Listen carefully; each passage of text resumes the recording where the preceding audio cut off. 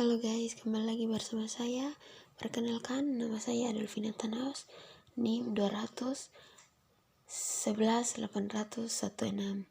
Saya mahasiswa dari Universitas Nusa Cendana Kupang, program studi PG PAUD, kelas 2B.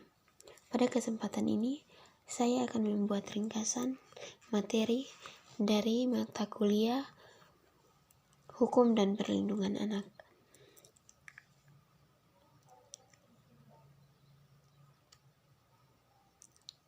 Yang pertama yaitu perlindungan anak. Perlindungan anak yang dimaksud di sini adalah suatu kegiatan yang dapat dilakukan untuk melindungi dan mengawasi anak dari berbagai macam tindak kekerasan, diskriminasi, dan penganiayaan terhadap anak. Yang kedua yaitu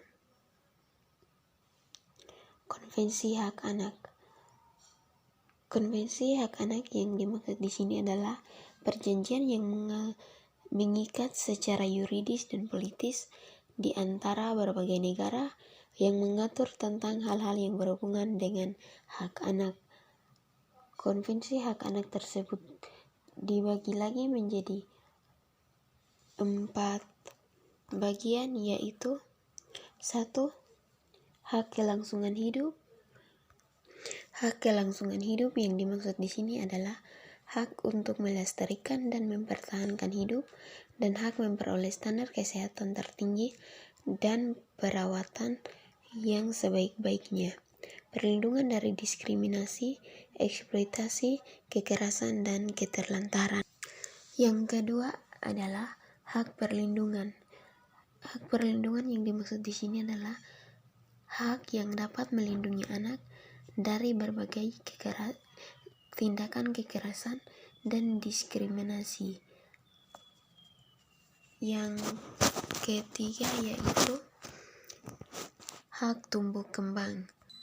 Hak tumbuh kembang yang dimaksud di sini adalah hak untuk memperoleh pendidikan dan hak mencapai standar hidup yang layak bagi perkembangan fisiknya, mental, spiritual, moral, dan sosial. Hak yang terakhir yaitu hak berpartisipasi, yaitu hak untuk menyampaikan pendapat, mempunyai suara dalam musyawarah keluarga, punya hak untuk berkeluh kesah atau mencurahkan isi hatinya, memilih pendidikan sesuai keinginan dan bakatnya. Yang ketiga yaitu undang-undang yang mengatur tentang perlindungan anak.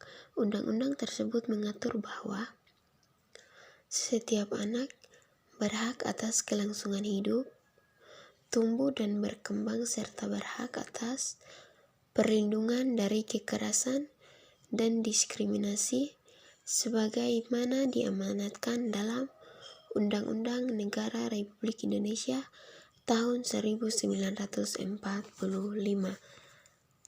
Yang keempat yaitu kekerasan pada anak. Kekerasan pada anak yaitu tindakan kekerasan secara fisik, seksual, penganiayaan emosional, atau pengabaian terhadap anak. Sebagian besar terjadi kekerasan terhadap anak di rumah anak itu sendiri, dengan jumlah yang lebih kecil terjadi di sekolah, di lingkungan atau organisasi tempat anak berinteraksi.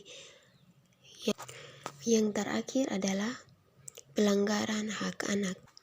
Pelanggaran hak anak tersebut dapat berupa kekerasan fisik atau psikis sebagai pelampiasan emosi, eksploitasi ekonomi dengan menjadikan anak sebagai pekerja, anak atau anak jalanan, sehingga orang tua mengabaikan pendidikannya, perdagangan anak untuk tujuan seksual, komersial, atau tujuan ekonomi lainnya.